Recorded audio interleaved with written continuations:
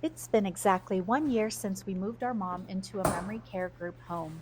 This is the story of how our family made the difficult decision to go against cultural norms and choose what we believed was best for our mom and for our families.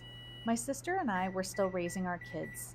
People call this the sandwich generation. You're still raising your children while also starting to care for your aging parents. No one really talks about how hard that is. For us, it seemed to come out of nowhere. Maybe because our mom never made it an obligation for us to care for her in her senior years. She always believed she would remain independent, even though there were many steps she didn't take to maintain her physical, emotional, and spiritual independence. Our mom kept telling us she didn't want to be a burden. She rarely asked us for help. She didn't call when she needed assistance.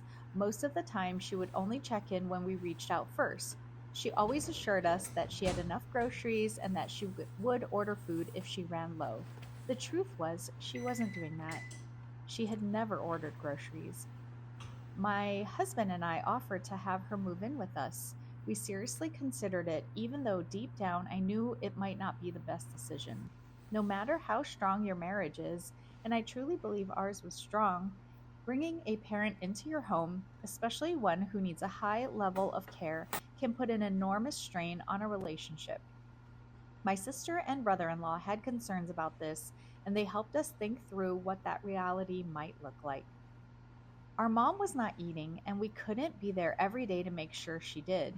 In an attempt to ease my guilt as a daughter, a good friend once told me that even if I could only stop by once a day to make sure my mom had a meal, that would be enough.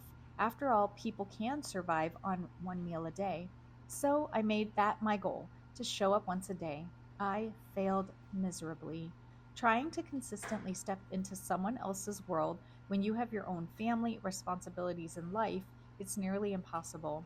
Looking back, I think part of me was still in denial. Our mom was becoming increasingly paranoid. Dementia often causes people to isolate themselves, and that's exactly what happened. She would receive random text messages from companies or unknown numbers, and every message became something she felt she had to analyze. Sometimes she would respond or take action, which created opportunities for scams.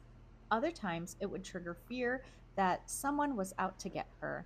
We were afraid to take away her phone because we wanted her to be able to call for help if she needed it. Hygiene was becoming an issue. This is common for people living with dementia, but it was still incredibly difficult to witness. There was no way to bring up this conversation with my mom without her being upset. Eventually, we realized that if we didn't get help, this situation would start to tear our families apart. We had to ignore the cultural expectations that it was our duty to take her in. Several months ago, I heard a profound statement. If you are a caregiver, you are essentially signing your own death warrant. This isn't what our mom asked for, and caring for her isn't what she would want. Thanks for tuning in. If you are currently caring for a loved one who is living with dementia, there are a lot of resources out there. Seek help, don't do it alone.